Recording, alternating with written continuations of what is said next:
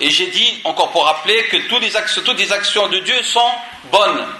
Alors là, maintenant, on entre dans des sujets, y compris ce qui est jugé laid ou mal.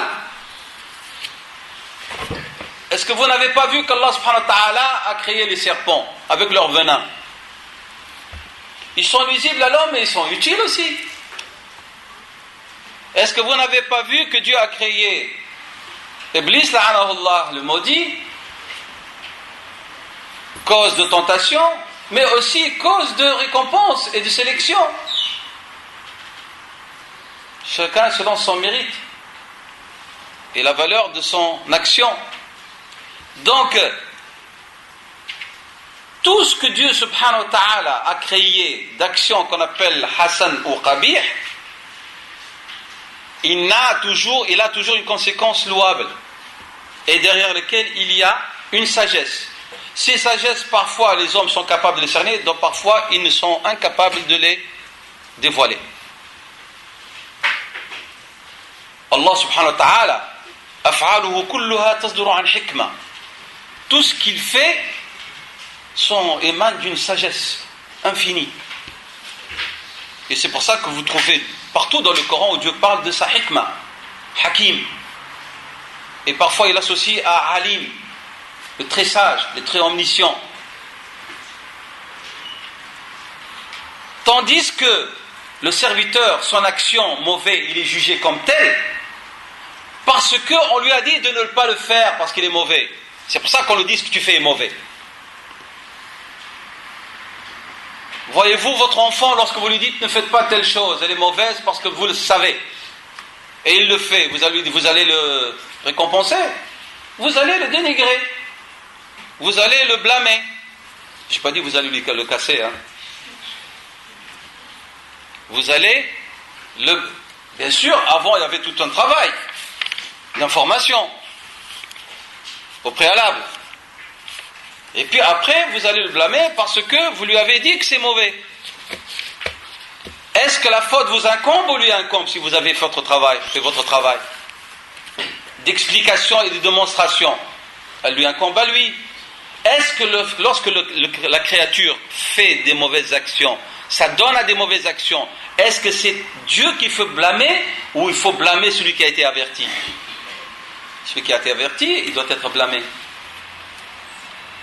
Ça, c'est pour vous expliquer donc que ce que nous jugeons qabih ne l'est pas forcément parce qu'il est sujet d'information. L'être humain peut se poser la question: pourquoi donc lorsque l'individu acquiert la mauvaise action qui est création de Dieu subhanahu wa ta'ala, il doit mériter donc ce dénigrement? Je l'ai expliqué, mais je rappelle encore. J'insiste, parce que c'est très important. On répond à cela parce que Dieu subhanahu wa ta'ala est un créateur sage. Tout ce qu'il crée, il a une conséquence louable, où il y a une sagesse derrière lui. Nous affirmons que ce que nous considérons de nos actions, il y a des actions que nous considérons mauvaises ou mal ou laides, il en résulte des intérêts, des choses utiles, bénéfiques. Et ici, je dépasse uniquement la sanction de l'action laide pour rappeler ce que j'ai dit tout à l'heure, et on y reviendra, la question de l'épreuve. La personne n'est pas éprouvée par le bien, c'est ce que nous croyons, hein. Parce que Dieu dit dans le Coran, nabluukum bish-sharri wal khayri. Même notre manière d'aborder la question de l'épreuve, elle est fausse. Dieu dit clairement dans le Coran, nous vous éprouvons par le mal et le bien.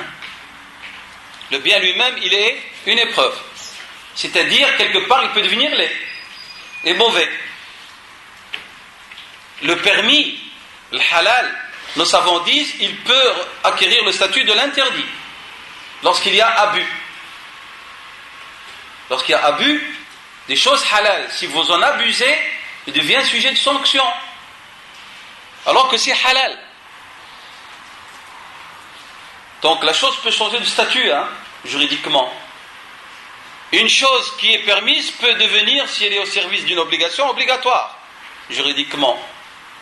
Une chose répréhensible, makrouha, peut recouvrir le statut de l'interdit, s'il y a permanence dans l'accomplissement de l'acte répréhensible, et ainsi de suite. Donc, l'épreuve n'est pas forcément par le mal, elle peut être par ce que nous jugeons bien et bénéfique. C'est pour que vous compreniez que lorsque Dieu dit subhanahu wa ta'ala wallahu ya'lamu wa antum la ta'lamun, c'est une vérité, et Dieu sait, vous ne savez point. Et Dieu a parlé de cela lorsqu'il nous a parlé du bien et du mal. Que un quelconque mal vous affecte, alors qu'il n'en résulte que du bien, et que quelconque bien que vous désirez, il n'en résultera que du mal. Et puis Dieu dit après wallahu ya'lamu wa antum la ta'lamun. Et Dieu sait, vous ne savez pas. Donc c'est pour vous montrer toujours dans l'analyse, on a même des choses à lesquelles on doit s'arrêter pour que notre compréhension soit une compréhension correcte. Donc, je répète, Allah ne fait que ce qui est bon et utile. Et l'humain, il fait le bon et le mauvais. Ça, c'est la différence. Et c'est pour ça, donc, il y a cette sanction. Donc, la volonté de Dieu, elle englobe le tout, et l'ordre de Dieu ne concerne que ce qui est bon et mauvais. L'ordre de Dieu concerne le bon et le mauvais adressé à l'homme, qui ne crée pas ses actions, mais qui les acquiert. Mais c'est Dieu subhanahu wa ta'ala donc, qui est donc, le créateur. La volonté de l'homme, qui est limitée par rapport à la volonté de Dieu subhanahu wa ta'ala, cette volonté de l'homme, elle peut être sujet de la bienveillance divine. Là, on parle maintenant aqida et on va parler spiritualité. Il n'y a pas on ne dissocie pas les deux. الإنسان يفعل عنده إرادة وإرادته قد تكون معرضة لألطاف الله. اللطف veut dire la bienveillance divine. Allahu al-Latifu subhanahu wa ta'ala, ce nom de Dieu suggère deux sens. Il est subhanahu wa ta'ala le subtil, celui qu'on ne peut pas voir comme être, mais celui dont la bienveillance est omniprésente, elle est subtile aussi. Elle peut venir par n'importe quel moyen. Donc, latifun, c'est-à-dire, il est subtil, mais aussi il est informé des choses les plus subtiles. D'où Dieu utilise Inna Allah latifun khabir. Là, il fait une relation entre son nom latif et son nom al-khabir, le très informé. Donc, Allah subhanahu wa ta'ala, donc, il a prédestiné des choses, mais il peut faire descendre, subhanahu wa ta'ala, un appui de sa part pour soutenir celui qui va dans le bon sens. Qui va dans le bon sens. Exemple, ma yahdillahu fahuwa al-muhtadi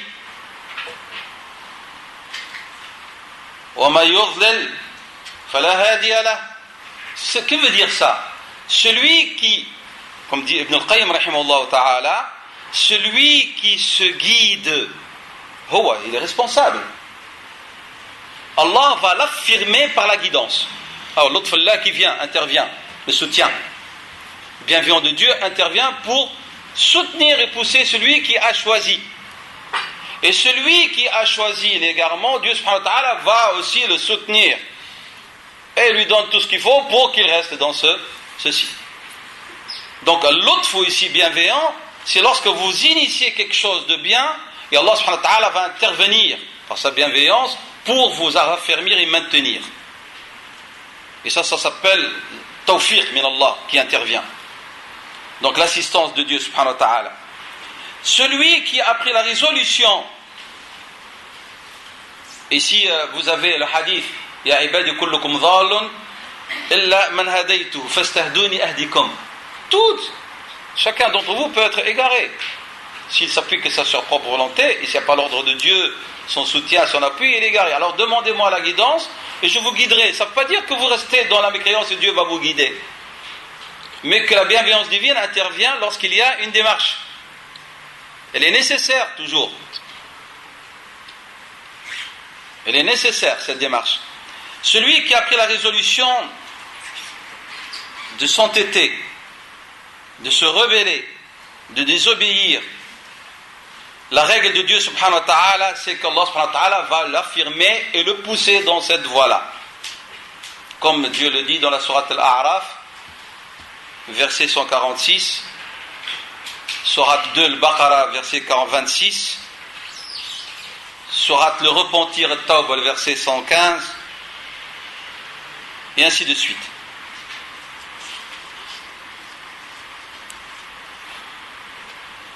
Cette liberté de l'homme pour agir librement, donc selon son choix, elle augmente.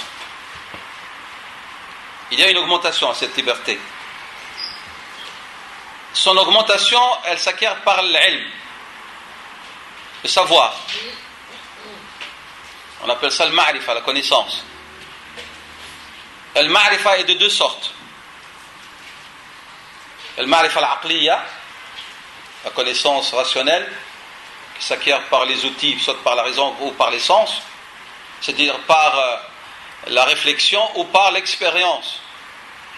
Mais il y a une autre sorte de connaissance qui est très élevée, et il y a beaucoup d'éloges à ceux qui la développent, c'est le ma'rifa al-qalbiyya, la connaissance du cœur, par lequel se dévoilent des choses qui ne peuvent pas se dévoiler par la raison.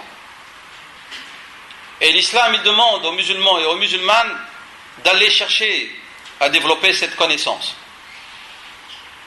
C'est pas par la danse et l'extase, par la spiritualité conforme à la sunna de Rasulullah sallallahu alayhi wa sallam. Nous n'avons rien contre le soufisme. Le soufisme est louable. Le terme n'est pas péjoratif, il ne faut pas avoir peur de l'utiliser. Même ceux qui s'affilient dans les écoles les plus rigoristes, les savants à lesquels ils se prétendent s'affilier l'ont utilisé. Ibn Taymiyyah a utilisé le terme tasawwuf, louable.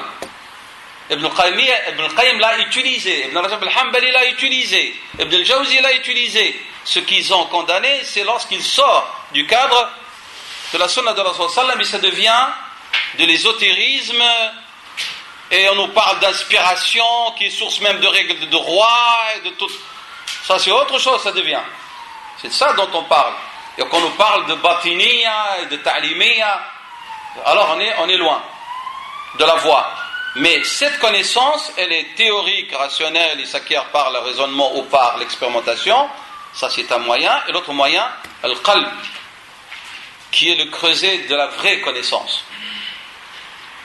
Et ça se développe par les actes de dévotion et de spiritualité.